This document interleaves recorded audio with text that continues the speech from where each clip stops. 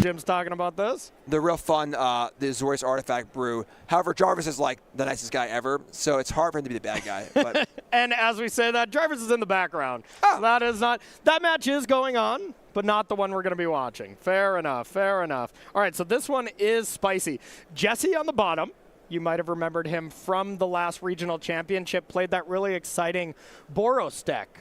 The Boros Monument deck, if I'm remembering correctly, playing Jund Roots, Jund Insidious Roots, up against Bizman, up top playing Orzhov Midrange. yes, an even spicier matchup here. This is even spicier, absolutely. Good guy versus good guy. Yes, yes. And both have great beards. That's for sure. That is true, yes. That is very true. Okay, so a little bit of a different look here on this Orzhov Midrange deck. This is actually Orzhov Midrange. Okay. White cards, Overlord of the Mistborns, Enduring Innocence. Kind of a bit of a token feel, not going full on into the Caretaker's Talent realm. Yep. But kind of a similar idea to that, kind of tokeny, and then a lot of removal spells. And then on the Jund Root side, Insidious Root's a card we've seen on and off. One of those really powerful cards that is just so hard to properly break. Yes. Always feels so close, but it's just hard to get it to work out the way you want it to. Just never really seen this deck do anything huge. You know, it's always a deck that you play in arena, you're going to play against it. It's always doing some cool things. It can have some busted draws, but we've never really seen this deck have a breakout moment at a pro tour, at, a spotlight, at an RC, anything like that, right? Yeah, it's at times it looks like you're like, oh my god, this deck's broken. Yeah. This deck just turn 3, infinite token, kill. Oh my, what is happening? This can't even be fair. Yeah. And the next game it just does actual nothing. Yeah. So consistency is the thing has not quite been found yet, but maybe Jesse's found the recipe here. It also seems like it could be quite brutal up against Izzet. But, Jesse very clearly, Jesse's a big fan of playing the deck that is maybe a little less traveled. And we saw Jesse get so close to the top 8. I don't remember the exact scenario, but I remember it was an absurd thing, like just needed a third land for so long and was not able to get there and kind of fell off at the very end. But we are getting this card out of the graveyard, so we're going to have another plant coming in.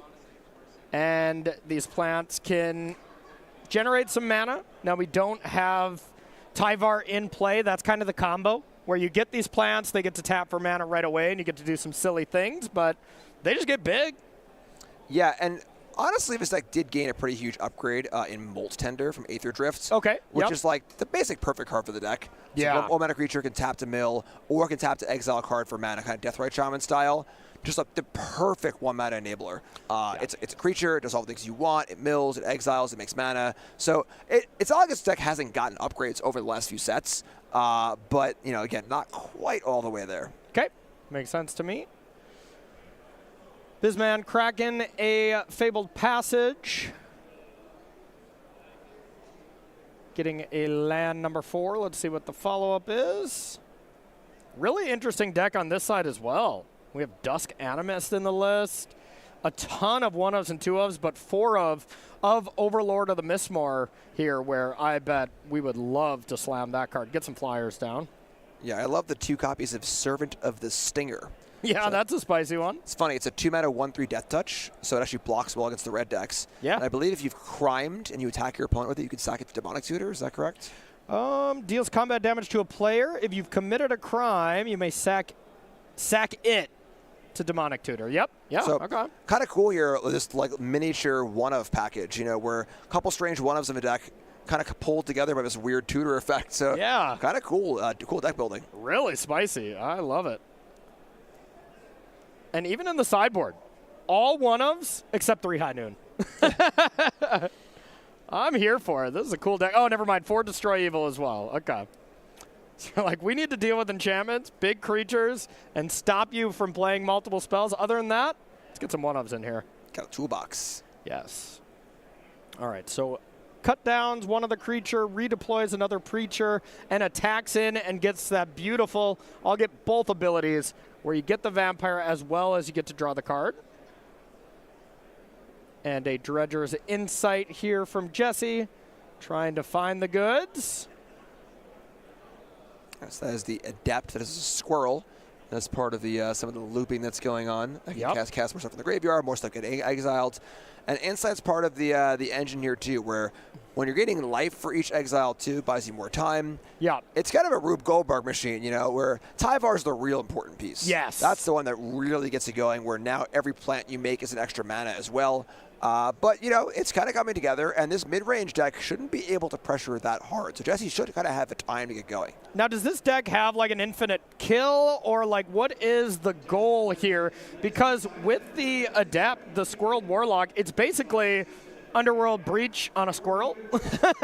Yeah, honestly. Yeah, close, right? So there's a combo kill. 'Kay. There is one Agatha Soul Cauldron and one Voldarin Thrillseeker.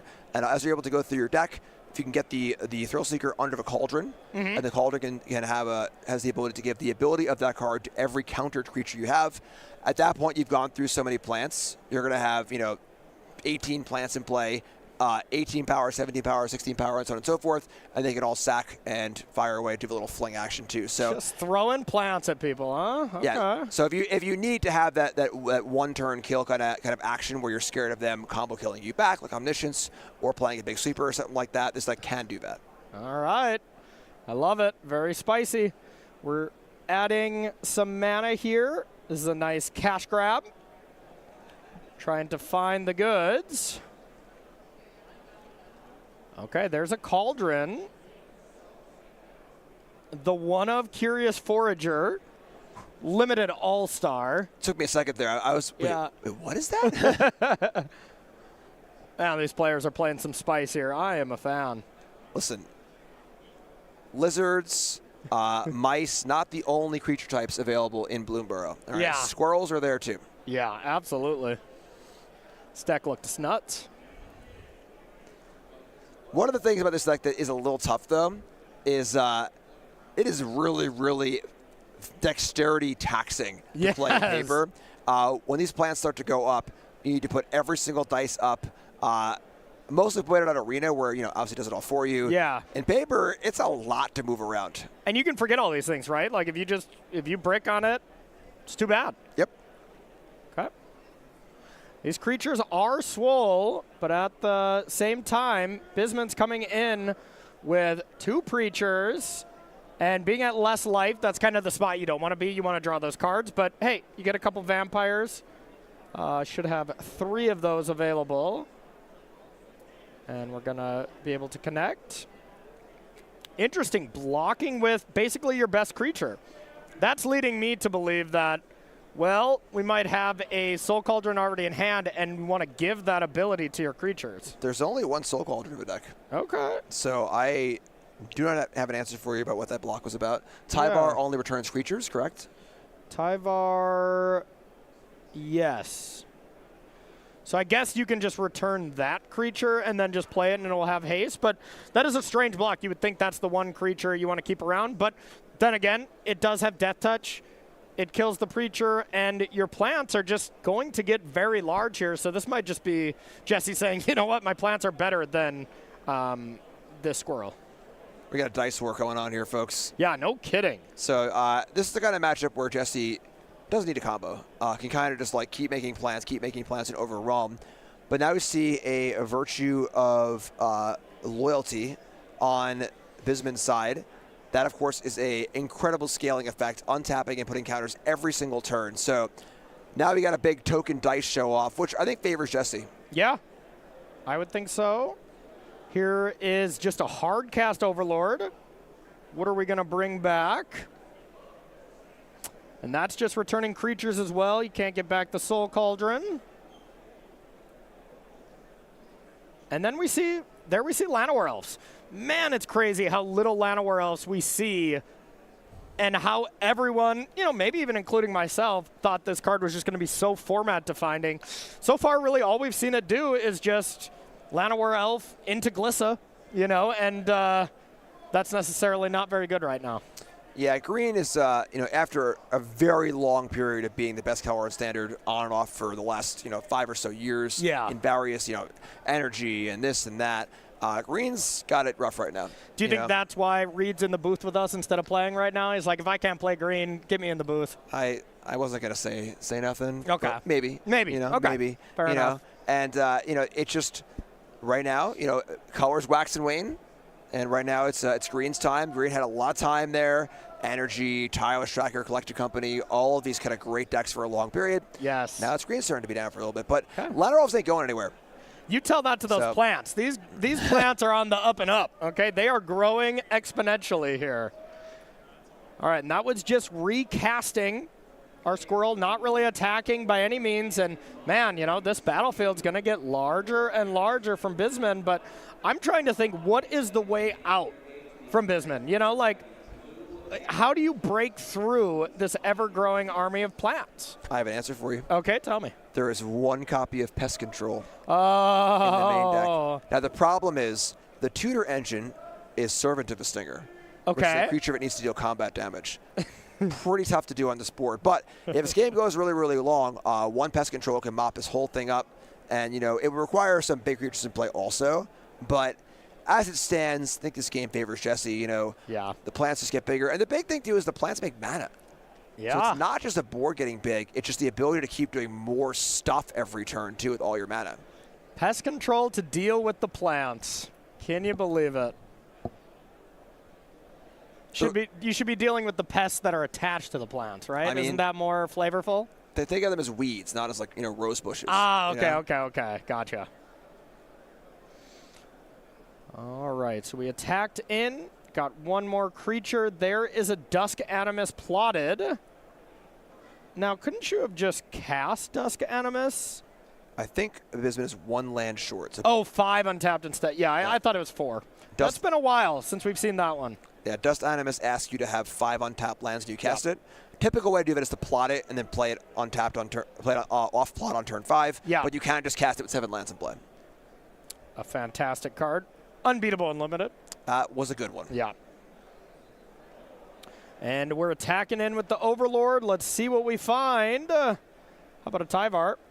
Yeah, so this is the point you're going to get to see Jesse's deck really do its thing. Yeah. Once Tyvar is in play alongside Insidious Roots, and every plant now has haste effectively for its mana ability, the deck can just go and go and go. Yeah, absolutely. This could get very scary. And now what do we do with the Adept? You know, like, do we cast Tyvar first and then activate the Adept, or? I think your Underworld Breach analogy was pretty apt, honestly. You know, so very similar to Breach, you can forage to cast things, so moving cards out just like a Breach would. Yep. And then as those cards are removed, more plants, more mana, and then you can just keep going, keep doing your thing, and you know, we might see an explosion of plants here with the Cauldron in the graveyard. We're not going to be able to see that sort of fling kill. But there is no, no Sunfall kind of effect in Bisman's deck. Yeah. So make 100 plants, say go, and say good luck. And I mean, you could play the card from the yard, right, and back it up on some big creature and throw 1 plant, but no way you're getting 25 damage in that way. You need the Cauldron there for sure. I'm sorry, actually, you're correct. Yeah. So casting the Thrill Seeker is super doable. Yeah. I don't think it's out of line to think that Jesse could get to a 25 power plant. Yeah, yeah, it's not crazy, and you have Molt Tender to add red mana, right? I think that's probably the only way for red mana, but the plants also tap for any color. Oh yeah, of right. course, yeah. Yeah, so like it's gonna be a long turn probably. So buckle up, grab a Snickers, and enjoy. Yeah, absolutely. All right, and here we're going. This is the spot where we're explaining something that might be leading me to believe that we have a loop on our hands. And with the Gorehound, I mean, the Gorehound is the first thing that we go to get. So Gorehound is kind of the Dragon Rage Channeler of a scenario. Yes. Where Channeler fuels the breach, so every spell you cast, you get more cards in the graveyard. Gorehound is the same thing. The plant does enter as a 0/1, and then gets the counters put on it. I believe that still triggers the ability on Gorehound. So now every card you cast from the graveyard that gets a plant, that'll put another card in the graveyard, and you can kind of keep going there. And then, it's not like a deterministic loop. It is bound by number of creatures in graveyard and so on and so forth, but it's still some pretty good fireworks. Yeah. All right, this is incredible. We are doing it. Now, when you cast stuff from the yard, can you Impending? Impending from the graveyard? Yeah. I think so. I would think so too. I'm not 100% sure. This is a deck we do not see a lot of. We really do not see a lot of Insidious Root doing too much here, but we are truly popping off. And Jesse is explaining this like this is lethal right now, even without the Cauldron, which is sweet. You can tell Jesse's having the time of his life, too. Yeah. Just, oh, yeah, this, and this, and then I have this, and then I have this, and then I have this. Jesse's just the hero of our broadcasts in general. We missed it. Oh, we missed it? Yeah, it is the Curious Forager. Can bring back artifacts as well. Yep, there we go. Yeah, So there it is. That was the missing piece to return the Cauldron. Yep, that's all you need is the one Cauldron there, and eventually these plants will all have the Voldaren Fling ability, and you just get to whip all your plants at your opponent. Okay, this is incredible. Yeah, when this deck, like I said, when this deck gets going, it does look awesome. Yeah. You know, it really, really does. But the problem is when your opponents are casting Monstrous Rage trying to kill you very fast. Yeah. It's kind of hard to assemble this Voltron machine. Yeah, I'm curious how this deck does against Izzet. I could easily see this being the type of deck where you're bad against the best deck, but you crush all the decks that are trying to crush the best deck. And whether or not that's a good place of the tournament or not, you know, is to be determined. More plants, more surveils, more cards in the graveyard.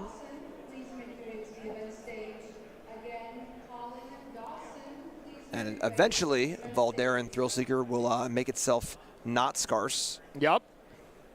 And you'll be able to fling all these plants. And this one's like, you know what? I want to see it. I want to see exactly how this works. And I'm glad that he's doing so, as we want to see it as well. I love the arms crossed glare. Do it. Go ahead. Yep. Do your thing. Just already thinking about how do I sideboard here? What am I going to do against this deck? What's for lunch? Exactly. There you go. With all these foods coming down and all these plants, maybe a salad? Huh. Maybe not, actually. Yeah, yeah. Maybe you never want to see another salad in your life after all these plants are striking back. You also have to keep track of all the plants coming into play and putting up the counters, right? I guarantee Jesse's shortcutting me like, I'll be adding counters at the end. Right. But, just take the number of plants on the left side and add it to the 4 and the 3 and the 2 and the 1. And, you know, going down the line. Oh, there it is. There's the Thrill Seeker. So eventually you have the Cauldron coming back. And by eventually, I probably mean exactly right now. More plants, more plants. Good old squirrels. Good old squirrels. And here's the thing is, if Bisman has a removal spell, you know, sure, you can deal with one of the threats, but at instant speed, Jesse will be able to fling all these plants upstairs. And there's the Forager, the piece of the puzzle that we missed a little bit there. I'll take responsibility for that one. Okay, good. Because I was blaming you. That's fine. Okay. I'll allow it. So where are chats? Fair. Yeah. All right. That stack looks to be at least 12 deep. Yeah. So add 12 to the 4, 12 to the 3, 12 to the 2, and 12 to the 1. And then Jesse pointing upstairs and be like, to you! All the damage upstairs. And Jim, I got to say, that was awesome. Yeah, I definitely agree with what you're saying here, that this deck is a little rougher to the Monstrous Rage decks, but against all these mid-range decks that are just trying to kind of, like we just saw with the Demons deck, you know, cut down, kill your thing, play a Preacher. Preacher of a Schism is phenomenal when your opponent is playing an aggro deck. It's good in mid-range matchups. Not so good when your opponent is trying to put together a combo. It's just only attacks for 2. It's kind of slow. And this deck does line up pretty well against that. Yeah. And, I mean, at the same time, there's definitely game to this deck. Like, if you can get Haywire Might underneath a Soul Cauldron, like, just blow up Corey Steelcutters left and right. Like, there is still definitely game from this. And as these Izzet Prowess decks get in an arm race against other Izzet Prowess decks, this is the perfect deck to, you know, really be able to answer the metagame. So let's take a look at Bisman. Wally, what are we bringing in here? This is like you were saying, the variety pack, right? So yeah. It's funny how High Noon, it does stop the casting of spells, but like the combo turn isn't always super spell heavy. It can rely on abilities, exiling cards too. So Not sure if I love that. Destroy Evil, pretty important here, actually killing the roots. Yeah. One of the big things about the roots decks is the trouble they have finding it and then keeping it in play. You know, so without a roots in play, all we just saw is not possible. Yeah. So that's a really, really big one. So, you know, we're going to have Bismuth kind of going into like this interactive deck like most mid-range decks do, where they're not going to have the fastest clock ever, but going to play some threats, try and keep roots off the battlefield, and just try and get the attacks in and get it over with before Jesse has time to set up. Yeah, it makes sense. Destroy that evil of those roots. That'd be something I would be all about. So how about on Jesse's side? On Jesse's side, it's so weird, these weird, like, obtuse combo decks, you know? Yeah. Like, you can't change too much. Nothing really jumps out, you know? Harvester of Misery if the Gore got tokeny, but, like, it's not really a token deck on Bisman's side. Yeah. So I'm not really sure. The main plan seems pretty good. Yeah, I bet you can only change a couple cards here and there, you know. But, yeah, this is definitely tough to sideboard from both avenues. Both these decks are so sweet to be 4-1 here at this event. So let's take a look at our next events that we're going to be having here and look at all these sweet events. So these aren't the absolute next ones. Spotlight Series going to Indianapolis. That will be our actual factual next event. But these are the 4 after that. Jim, walk us through these. All right, so we got 2 Spotlight Series in Orlando and Baltimore. Yep. 2 cities I've been to a lot in August and October, respectively. These are, of course, open entry events. Walk up a door, pay the entry fee, and you can play. Top 8 go to the Pro Tour, and there's always a great theme around these. Not been announced yet, but given the themes we've had for the last few, should be pretty awesome. Yep. And then we're doing it again for the Regional Championship. That's going to be in October and November, respectively, in Houston and Las Vegas. And, of course, just like we're doing right now, we're sending 32 players to the Pro Tour, 2 players to Worlds, $20,000 to first place, and those will be Modern. Yeah, absolutely. That's going to be exciting. Seeing Modern and seeing how the metagame adjusts week to week, you know, that's my favorite thing about the RCs, and my absolute favorite thing about, you know, the U.S. having 2 RCs, because you get to see a very different metagame sometimes, you know? Or at least a picture that's painted very differently. Absolutely, yeah. A lot of the fun for Minneapolis, for me, was knowing that Hartford was in 2 weeks. Yes. All right, Llanowar Elf comes down and gets immediately cut down. Bisman plays another land and says go, heading back to Jesse. A little splash damage here on Llanowar Elves, too, where folks are so interested in killing small sheep creatures. Yep. There is the Llanowar Waste. Let's see what the follow-up is. All right, just gets a little scrying going. That card is definitely exactly what the Roots decks are looking for. But at the end of the day, it's a very underpowered creature for 1 mana. But just the synergies it has with Insidious Roots is through the roof with this Rubber Belt Maverick. Yeah, little setup on the Surveil, and then also a payoff once you have the Roots actually in play. And Molt Tender, dead as well. A cut down, takes it down, and Bisman, Wally heads to the turn. And is this a Preacher? Unholy Annex? A Preacher to get some card advantage going. Yeah, and this is what I was saying about Preacher, where the card's great in slower games, but, you know, it's on Bisman here to end this game. Yeah. Preacher's not a very fast clock. Squirrel Breach has hit the battlefield. That's all it takes to get Corey excited in the booth. I'm crafting this deck as we speak right now in Arena. I am so for it. Let's go. Breach-esque card. Now, funny here with the Soul Cauldron. So, of course, Soul Cauldron is kind of a weird graveyard hate card. It's often seen as a combo piece, but yeah. it is just, you know, a half an unlicensed hearse. That being said, graveyard hate is pretty awkward against the Roots deck because if you exile cards 1 at a time, and there's a Roots in play, that's a plant for every card. You know, Jesse is also playing Cauldron, not just as a combo piece, but as a way to exile cards in the graveyard. So yeah, there's a little push-pull there. I will also say, like, I mean, if Bisman can, even exiling the Molt Tender, putting a counter on the Vampire so you can add some mana, like, there's some real things that Bisman can start eating up here and supercharging the creatures. And yeah, I mean, we can also just get the adapt underneath it. You can escape right now to cast a spell. We need 1 more spell in the yard, but that's a thing.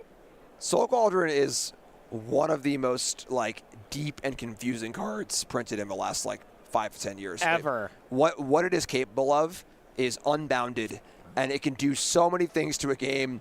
It's just a wild card. It is such a wild card, and I like that it's just a big pot because, well, every player that plays it, they're cooking. You know, they're absolutely cooking, and there's always some messed up stuff going on. Most notably, I would say, is Yawgmoth in Modern. You can do some messed up stuff with Cauldron and Yawgmoth. Yeah, a lot of combo potential. And then also just like when the game gets messy and you're exiling cards that aren't part of the combo, those have abilities too. Yeah. And like you're saying, you know, we get this Moltender ability onto this this token or even a Lanaroff ability. That's like pretty real. Yeah. You know, where, you know, put a Lanaroff under this this Cauldron, get a token or two and play some counters on it. All of a sudden, Bisman has 8 mana, which is crazy. Yeah. This is sweet. And would you guess that this is a one-of in Bisman's list? Bisman's list is sweet. A one-of out of the sideboard. And when you got a toolbox-style deck, you're here for it. Open deck list against Bisman's list, like, it's not even valuable. You look at it and you're like, you know what? I don't have the time to figure out what all of these different one-ofs are. Let's just play, you know? Bisman's going to hand his list to his opponent and say, good luck. Yeah. Have fun with that one. Like, can I get the Oracle text on 7 of my opponent's cards, please? Okay, cool. Let's play the game. Just shuffle up and play. You'll see it when we get there. Oh, love it. You probably shouldn't be a judge. Listen, back in my day, it was prison rules, all right? So Okay. Big thanks here on turn 4. just got to keep that pressure coming realistically. Yeah, definitely. And how do we do it? All right, okay. Enduring Innocence. That is not a one-of. That's a 4-of here. Yeah, this is a spicy one. This is the core engine of Bisman's deck. So again, like we were saying, Bisman's deck is kind of at its heart a token deck. Preacher, get Virtue of Loyalty, Lord Skitter Sewer King. Love that card. Rats. But doing so with the engine that can attack and block and not Caretaker's Talent, which can be a little slow in this format. Yeah, we haven't really seen the Sewer King. It was like a 1 or 2 of in Esper Rafine.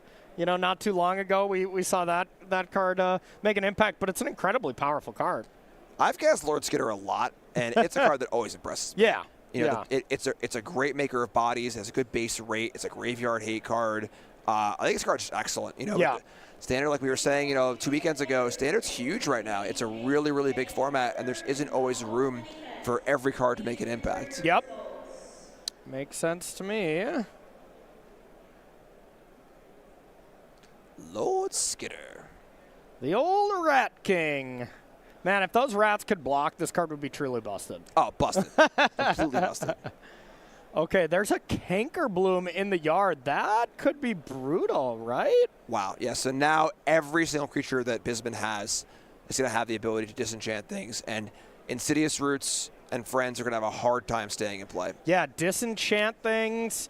Also, you know, the ability of the Adept to be able to forage away some stuff that's not going to come into play yet, but that is still something these creatures can do. And they'll keep gaining abilities as the game goes. Here's a Gorehound. Now, we did see a green-black Omen Dragon earlier in the game. I believe that's in Jesse's hand right now, right? I'm not 100% sure. So, if so, Jesse has the answer to disenchant the Cauldron. Okay. Just needs a few more mana to get there.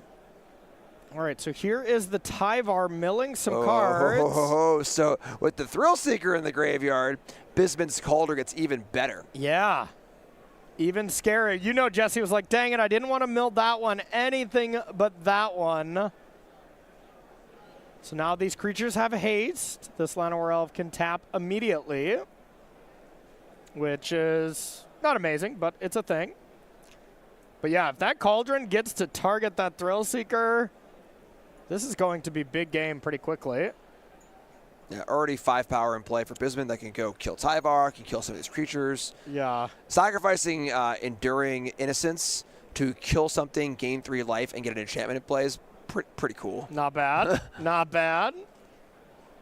What a strange match of Magic we are witnessing. This is not what I signed up for this weekend, Exactly. but I'm here for it. I am totally here for it. And that's the thing about these regional championships. Sure, we see 36% of the best deck at the top, but that's 36% of one deck. The rest of the metagame is a lot of different decks. So while you need to be prepared for Izzet, you still got to make sure your deck can do other stuff. And, whoa, the pests are being controlled. Viewers, if you have small children, please have them look away from the screen. Exactly. Oh, boy. Oh, man. Pest control is Jesse's worst nightmare.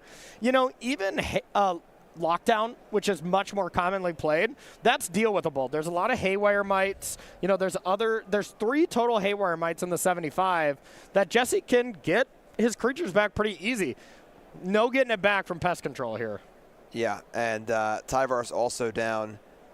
We could have seen the token disenchant the Dredger's Insight, right? With the 1 extra mana, probably. We could have, yes. I mean, doesn't matter that much, but it might be a few points of life here or there. Oh, yeah, definitely. Definitely want to do it. Play as tight as possible. And back to Jesse, see what we're going to do. Insidious Roots, a land. Why is there 6 counters on? I am not sure. I am a bit confused on that as well. Finality counter. Okay, that makes a lot of sense. 6 of them. 6 finality counters on it. That was the activation of the Adept, and it comes back with a finality counter on it. Just a weird way to represent it. So, and like I was saying, you know, Soul Cauldron is a pseudo graveyard hate card, you know, Ghost Vacuum style. But watching someone sort of combo off with a Soul Cauldron against someone using their cards against them, is so cool. That was beautiful. Yeah, that's truly amazing. All right, so let's take a look at our next set that is coming out here. It is just going to be an exciting one. I am so excited for this. Final Fantasy, you can pre-order now, singles or product here at starcitygames.com/MTG-FIN. Going to be an incredible set. See what Sephiroth and Cloud are up to. I can't wait, man. This is the first IP where I am just really, really all about it. It's going to be so cool. Did Link get a haircut? Is that what's happening Oh, here? my God. I don't know if Reed is going to continue doing the job after you just said that. You're lucky he's not in ear-shouting distance, that's for sure.